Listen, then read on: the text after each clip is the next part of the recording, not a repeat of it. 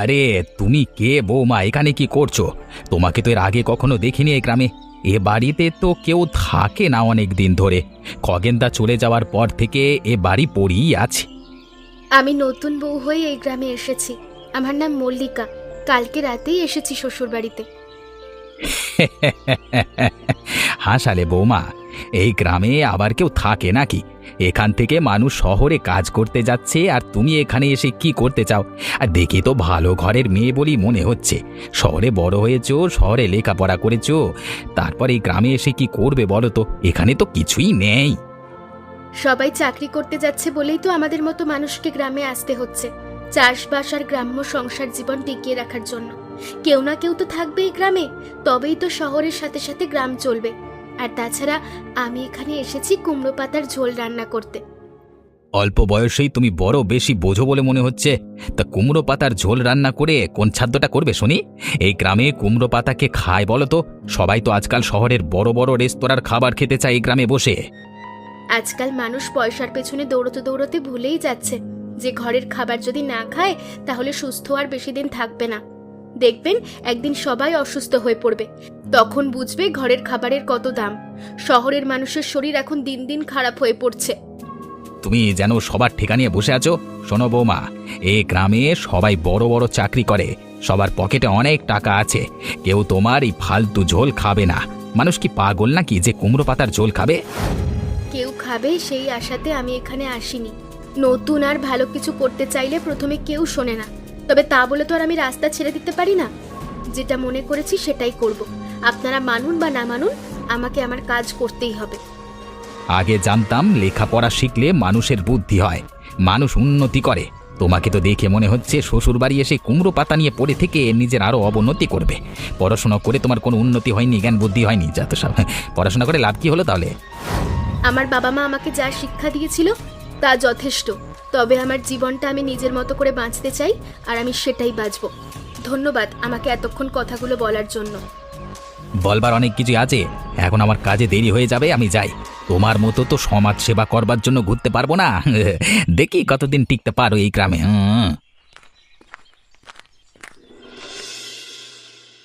আজকে কি হয়েছে জানিস ভাই?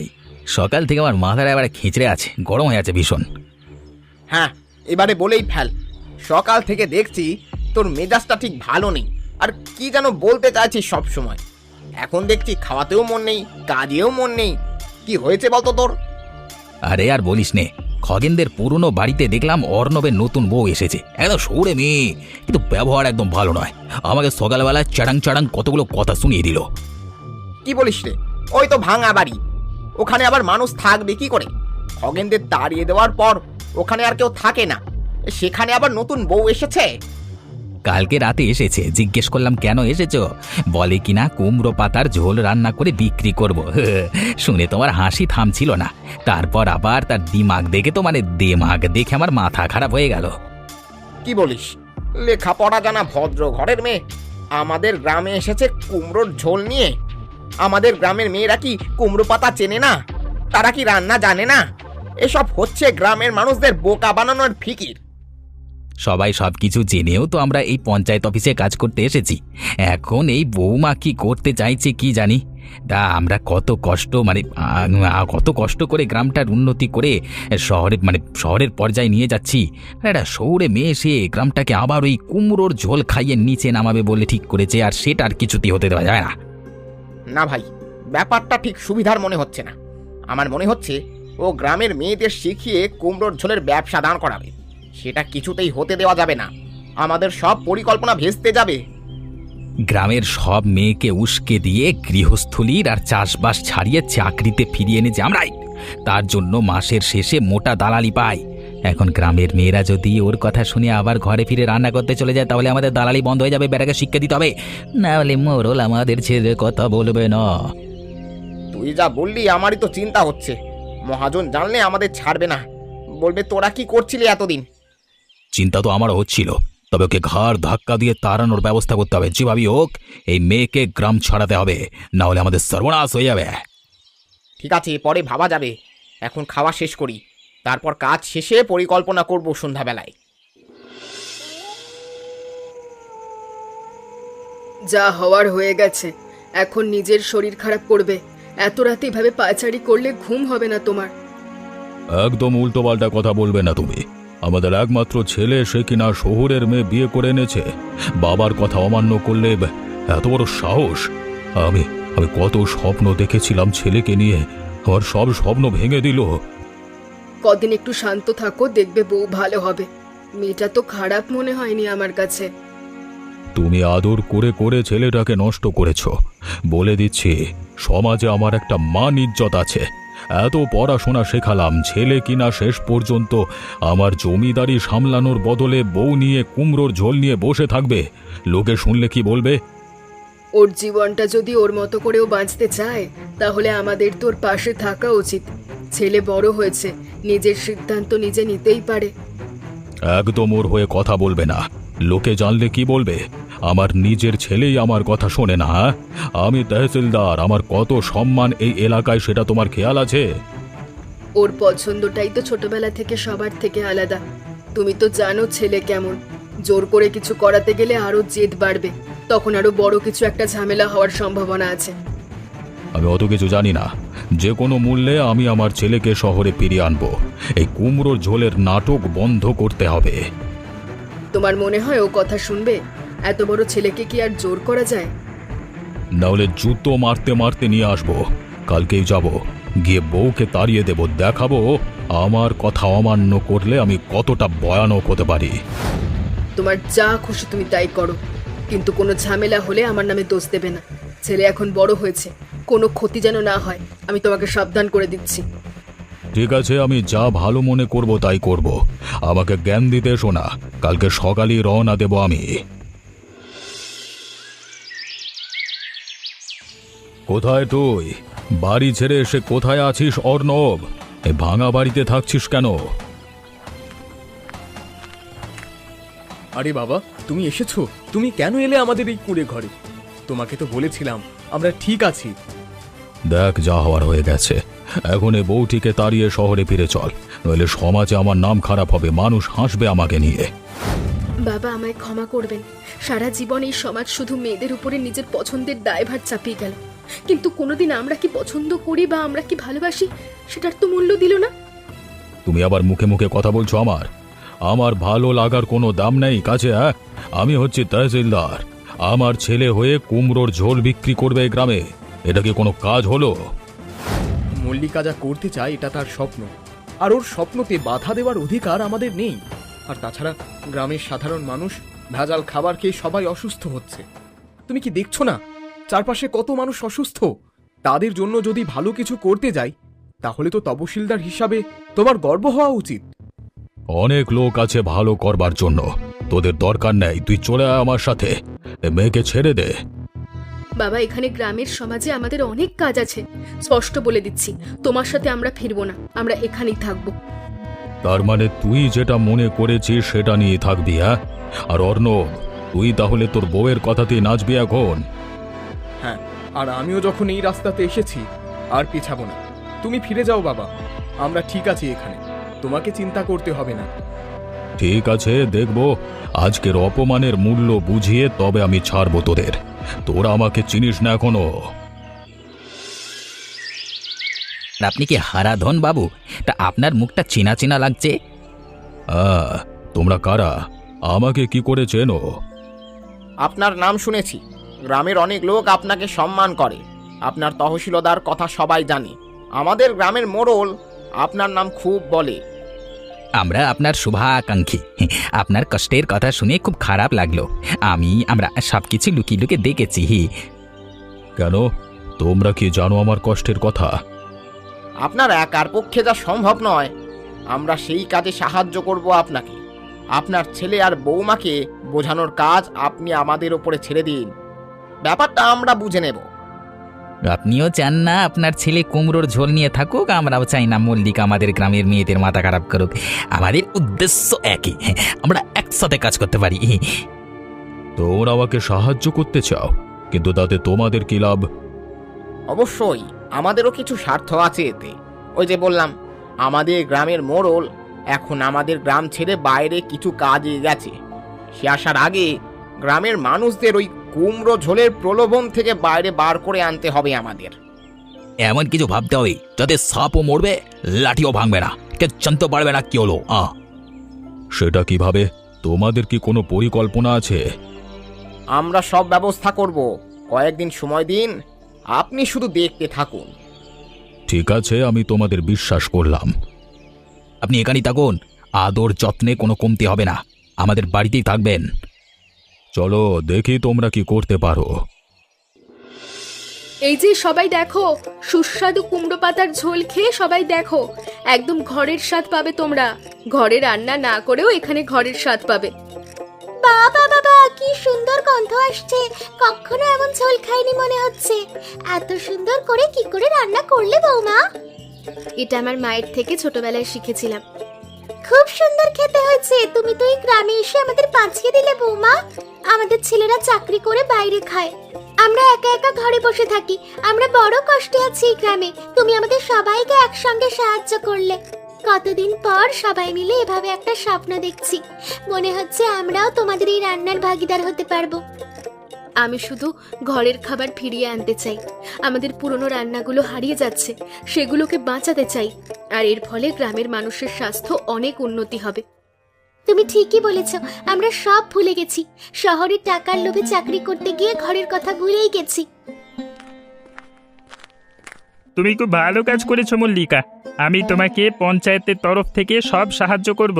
এই গ্রামের জন্য তুমি অনেক কিছু করতে পারো। ধন্যবাদ। আমার শুধু একটু জমি দরকার কুমড়ো চাষের জন্য, আর বেশি কিছু চাই না আমি। আজকেই ব্যবস্থা করে দিচ্ছি, তুমি চিন্তা করো না। বৌমা, তুমি আমাদেরকেও শেখাবে এই ঝোল বানাতে? অবশ্যই, সবাইকে শেখাবো।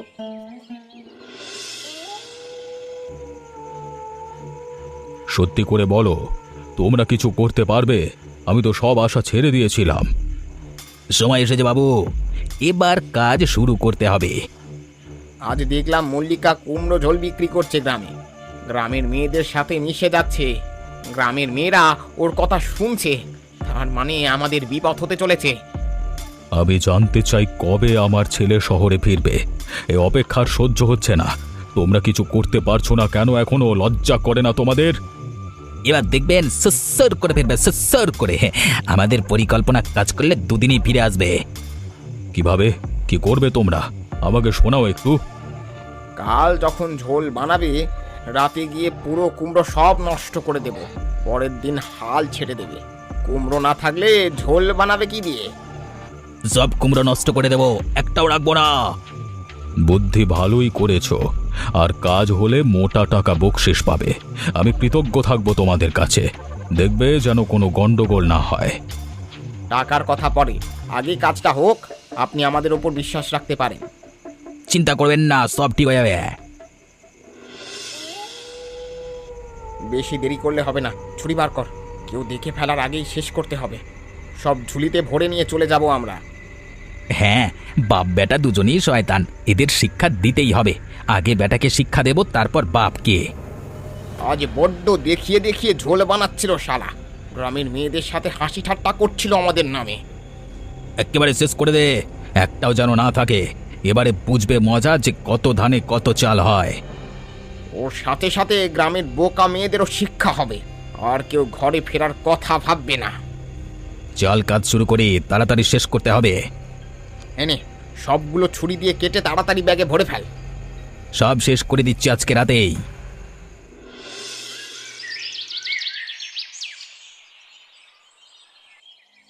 কি হয়েছে মল্লিকা? এরকম মন খারাপ কেন? সকাল থেকে তোমাকে খুঁজছি, কাঁদছো কেন তুমি? দেখতে পাচ্ছ না, লোকে হিংসায় আমার সব কুমড়ো শেষ করে দিয়েছে, কিচ্ছু নেই আর। এ বাবা, এই অবস্থা হলো কি করে? কি করলো এসব? কাল রাতে কোন শয়তান লুকিয়ে এসে সব শেষ করে দিয়েছে, একটাও কুমড়ো রাখিনি। বুঝতে পেরেছি, ওরা চায় না তুমি কিছু করো, তোমাকে থামাতে চায় ওরা। কিন্তু আমি কি ভুল করেছি? ভুল নয়, যে করেই হোক আমাদের হার মানলে চলবে না। কিভাবে আর করবো বলো, সব তো শেষ হয়ে গেল। তুমি কোনো চিন্তা করবে না, তুমি শুধু ঝোল বানাও। কুমড়োর যোগান আমি করব, গোপনে অন্য জায়গায় চাষ করব, ওরা জানতেও পারবে না। তাছাড়া পঞ্চায়েতের প্রধান তো বলেছে আমাদের জন্য নতুন জায়গার ব্যবস্থা করে দেবে। তুমি সত্যিই আমার ভরসা। তোমার মতো মানুষ যদি পাশে না থাকে তাহলে হয়তো কোনোদিন ঘুরে দাঁড়ানোর সাহস পেতাম না। আমি তোমায় কথা দিচ্ছি, তুমি আমার জীবন সঙ্গিনী। তোমাকে একা কোনোদিন ছেড়ে দেব না কখনো।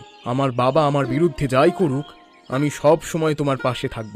চলো আবার সবকিছু আবার নতুন করে শুরু করি।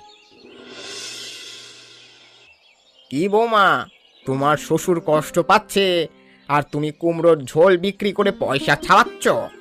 একটু লজ্জাও নেই দেখছি তোমার। এতগুলো কুমড়ো আবার কোথা থেকে জোগাড় করলে তোমরা? আমি হার মানার জন্য এখানে আসিনি।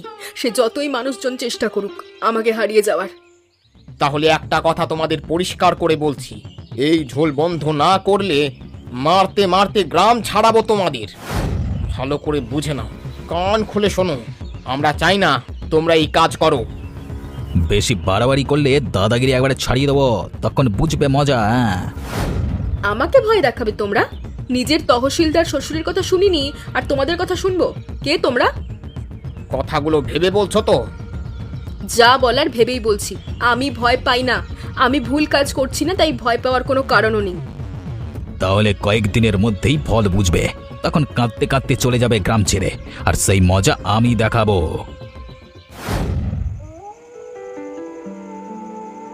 আমার একটা অন্য জিনিস মনে হচ্ছে, কিছু গোলমাল লাগছে আমার সব কিছুর ভেতরে। কি কি মনে হচ্ছে তোর?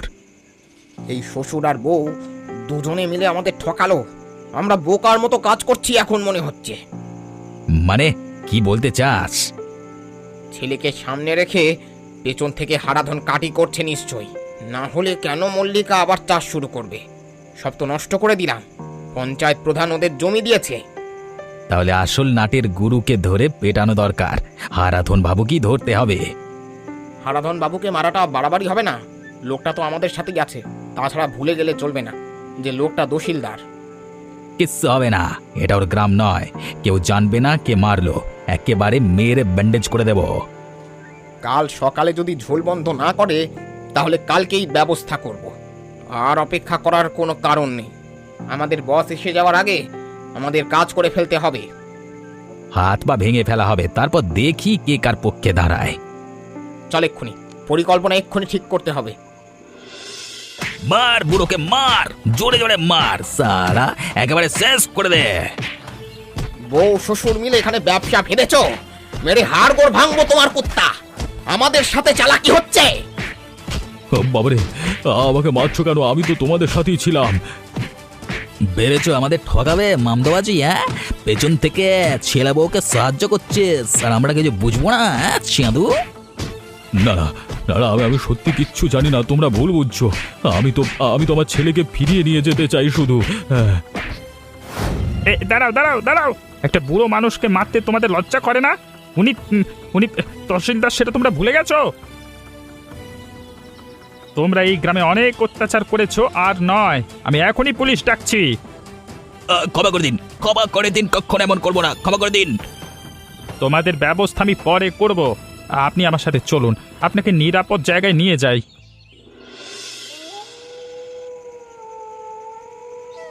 দেখো আমি কাকে নিয়ে এসেছি, তোমাদের বাবাকে।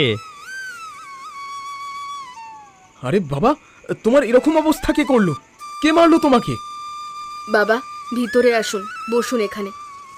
আমি শুনেছি কুমড়োর ঝোল বানিয়ে তুমি অনেক টাকা রোজগার করেছো, গ্রামের মানুষের উন্নতি করছো, কিন্তু আমি নিজের স্বার্থে বুঝতে পারিনি। আমাকে ক্ষমা করে দাও। ক্ষমা চাওয়ার কোনো প্রয়োজন নেই। আমরা আবার মিলেমিশে থাকবো। আমি আশীর্বাদ করছি, তোমাদের এই ব্যবসাটি আরো বড় করে দেব। গ্রামের মানুষের যে উন্নতি করবার ভাবনা তোমরা করেছো, সেই কাজে তোমরা সফল হবে।